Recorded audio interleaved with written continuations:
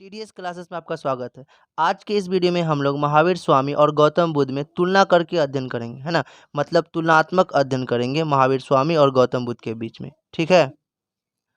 तो जान लेते हैं महावीर स्वामी के वास्तविक नाम क्या है, वर्धमान। और गौतम बुद्ध का वास्तविक नाम क्या है, सिद्धार्थ। ठीक है, तो पहला हम लोग तुलना के आधार पे जान गए कि महावीर स्वामी का वास्तविक नाम क्या है, वर्धमान। और गौतम बुद्ध का वास्तविक नाम क्या है, सिद्धार्थ। अब हम लोग दूसरा जान लेते हैं, है ना। तो दूसरा, महावीर स्वामी का जन्म हुआ था 540 ईसा पूर्व में और गौतम बुद्ध का जन्म हुआ था 563 ईसा पूर्व में, ठीक है। अब हम लोग तीसरा तुलनात्मक अध्ययन जान लेते हैं। तो इनका जन्म हुआ था, मतलब महावीर स्वामी का जन्म हुआ था कुंडग्राम वैशाली में और गौतम बुद्ध का जन्म हुआ था कपिलवस्तु नेपाल में, ठीक है। अब हम लोग चौथा तुलनात्मक अध्ययन जान लेते हैं। महावीर स्वामी का मृत्यु 468 ईसा पूर्व में हुआ था और गौतम बुद्ध का मृत्यु 483 ईसा पूर्व में हुआ था, ठीक है। अब हम लोग पांचवा तुलनात्मक अध्ययन को जान लेते हैं, है ना। महावीर स्वामी का मृत्यु स्थल पावापुरी राजगीर है, ठीक है। और गौतम बुद्ध का मृत्यु स्थल कुशीनगर उत्तर प्रदेश है, ठीक है। ये महावीर स्वामी की आयु, मतलब वो कितने साल जीवित रहे, तो वो 72 साल जीवित रहे। और गौतम बुद्ध जो हैं वो 80 साल जीवित रहे, ठीक है। अब हम लोग सातवां तुलना कर लेते हैं, है ना। तो महावीर स्वामी के माता का नाम त्रिशला, जो लक्ष्मी नरेश चेटक की बहन थी, ठीक है। गौतम बुद्ध की माँ का नाम महामाया, जो कोलिय गणराज की सुबकसेन राजा की पुत्री थी, ठीक है। अब हम लोग जान लेते हैं आठवां तुलनात्मक आधार पे, ठीक है। इनके पिता का नाम, महावीर स्वामी के पिता का नाम सिद्धार्थ है, जो ज्ञात्री कुल के थे, ठीक है। और गौतम बुद्ध के पिता शुद्धोधन और ये शाक्य कुल के थे। नौवां तुलनात्मक अध्ययन जान लेते हैं। महावीर स्वामी के भाई का नाम नंदीवर्मन और गौतम बुद्ध के भाई का नाम सौतेला भाई जो था वो देवदत्त है, ठीक है। अब हम लोग 10वां तुलनात्मक अध्ययन को जान लेते हैं, है ना। तो महावीर स्वामी के पत्नी का नाम यशोदा और गौतम बुद्ध के पत्नी का नाम भद्रा कत्यानी। इसको हम लोग यशोधरा या गोपा भी बोला जाता है, ठीक है।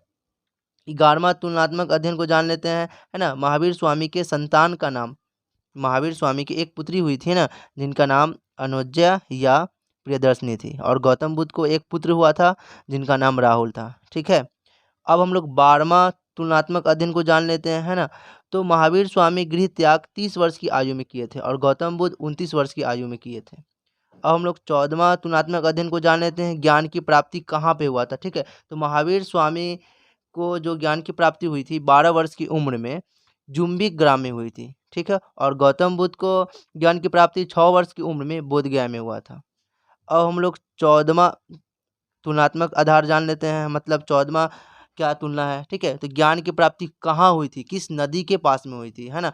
तो महावीर स्वामी को ज्ञान की प्राप्ति ऋजुपालिका नदी के किनारे हुई थी, है ना। और गौतम बुद्ध को निरंजना नदी के किनारे हुई थी। अब हम लोग 15वां तुलनात्मक अध्ययन को जान लेते हैं, है ना। किस वृक्ष के नीचे महावीर स्वामी का जन्म को ज्ञान की प्राप्ति हुई थी, है ना। तो महावीर स्वामी को साल वृक्ष के नीचे ज्ञान की प्राप्ति हुई थी और गौतम बुद्ध को पीपल वृक्ष के नीचे ज्ञान की प्राप्ति हुई थी।